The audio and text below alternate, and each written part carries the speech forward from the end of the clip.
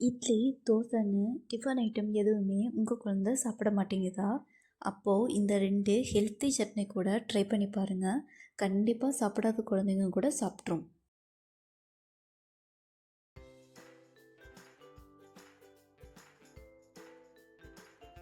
First புதினா சட்னிக்கு என்னென்ன பொருட்கள் தேவைன்னு பார்க்கலாம். கொஞ்சமாக உளுந்து, கொஞ்சமாக கடலைப்பருப்பு, சீரகம், வரமல்லி, கொஞ்சமாக கருவேப்பிலை இலைகள். இது கொஞ்சம் அதிகமாகவே எடுத்துக்கலாம், எதுவும் தப்பில்லை. அப்புறம் ஒரு பல் பூண்டு, கொஞ்சமாக சின்ன வெங்காயம் தோல் உரிச்சிட்டு வச்சுருக்கேன். கூடவே தூவி எடுத்த பீட்ரூட். இது ஒரு கால்வாசி பீட்ரூட் இருக்கும், அதை நான் நல்லா துருவி வச்சு அடுப்பில் ஒரு பேன் வச்சுக்கோங்க. பேன் ஹீட் ஆனதுக்கப்புறம் அதில் கொஞ்சமாக ஆயில் ஆட் பண்ணிக்கோங்க. இதுக்கு பதிலாக நீங்கள் நெய் கூட ஆட் பண்ணிக்கலாம். எண்ணெய் காஞ்சதும் அதில் எடுத்து வச்சுருக்க சீரகத்தை சேர்த்துக்கிறேன். சீரகம் ஃபஸ்ட்டு கொஞ்சம் நல்லா பொரியணும். பொரிஞ்சதும் இது கூட வரமல்லியும் சேர்த்து நல்லா பொரிய விட்டுக்கிறேன். வரமல்லி பீட்ரூட் சட்னிக்கு இன்னும் சுவையை அதிகப்படுத்தும், அதனால் நான் கொஞ்சமாக ஆட் பண்ணியிருக்கேன். இது பொரிஞ்சதும் இது கூட கடலைப்பருப்பு சேர்த்துக்கிறேன்.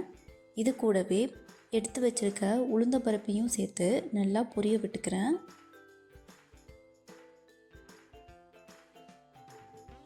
கடலைப்பருப்பும் உளுந்து பருப்பும் நல்லா எண்ணெயில் வதக்கி விடுங்க. அப்போ தான் அதிலேருந்து ஒரு பச்சை வாசனை வராது.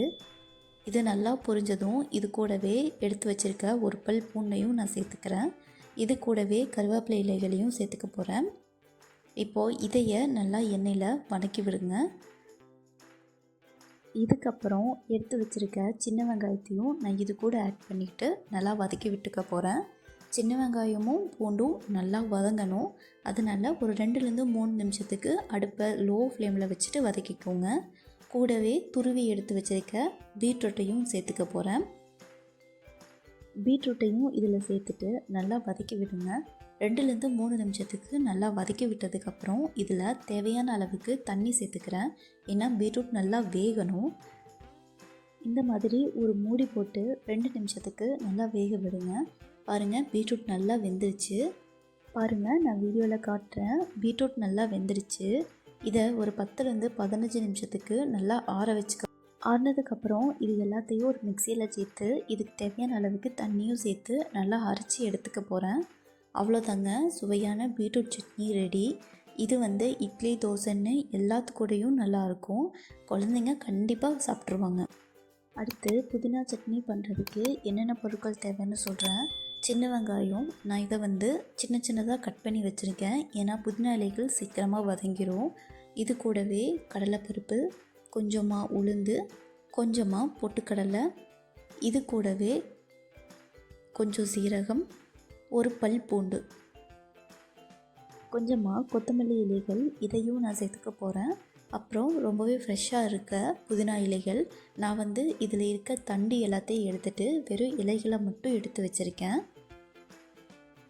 அடுப்பில் ஒரு பேன் வச்சதும் அது காய்ச்சதுக்கப்புறம் அதில் கொஞ்சமாக ஆயில் ஆட் பண்ணிக்கோங்க.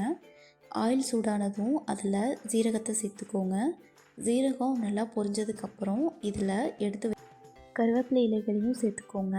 சாரி, நான் கருவேப்பிலை இலைகளை ஃபஸ்ட்டே சொல்லலை. கருவேப்பிலை நல்லா பொரிஞ்சதுக்கப்புறம் இதில் எடுத்து வச்சுருக்க கடலைப்பருப்பை சேர்த்துக்க போகிறேன். இது கூடவே வச்சுருக்க உளுந்தம்பருப்பையும் நான் சேர்த்துக்கிட்டு நல்லா வதக்கி விட போகிறேன். உளுந்தம்பருப்பும் கடலைப்பருப்பும் நல்லா வதங்கணும். 2-3 நிமிஷத்துக்கு நல்லா வதக்கிக்கோங்க. இப்போது இதில் ஒரு பல் பூண்டு, கூடவே உரித்து கட் பண்ணி வச்சுருக்க சின்ன வெங்காயம், இதையும் சேர்த்துக்கிட்டு ஒரு 2-3 நிமிஷத்துக்கு வெங்காயம் வதங்குற அளவுக்கு நல்லா வதக்கிக்க போகிறேன். பாருங்கள், நான் வீடியோவில் காட்டுறேன். வெங்காயம் நல்லா இந்த அளவுக்கு வதங்கியிருக்கு. வெங்காயம் வதங்கினதுக்கப்புறம் இதில் கொத்தமல்லி இலைகளை சேர்த்துக்க போகிறேன்.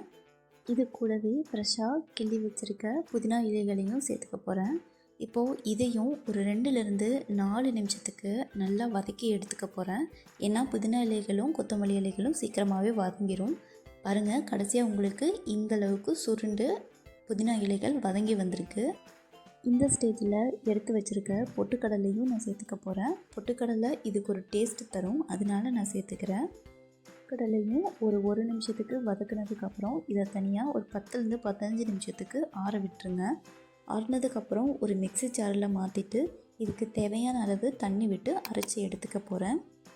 பாருங்கள், சுவையான புதினா சட்னி ரெடி. இதையும் நீங்கள் இட்லி தோசைன்னு எல்லாத்துக்கூடையும் சேர்ந்து கொடுக்கலாம். புதினா ஜீரணத்துக்கு ரொம்பவே நல்லது, அதனால் எவ்வளோ முடியுமோ அவ்வளோ சேர்த்துக்கோங்க. இப்போது பார்த்தா இந்த 2 ரெசிபியுமே உங்களுக்கு ரொம்ப பிடிச்சிருக்குன்னு நினைக்கிறேன். பிடிச்சிருந்தா லைக் பண்ணிக்கோங்க. இந்த மாதிரி இன்னும் நிறைய ஹெல்த்தி ரெசிபீஸுக்கு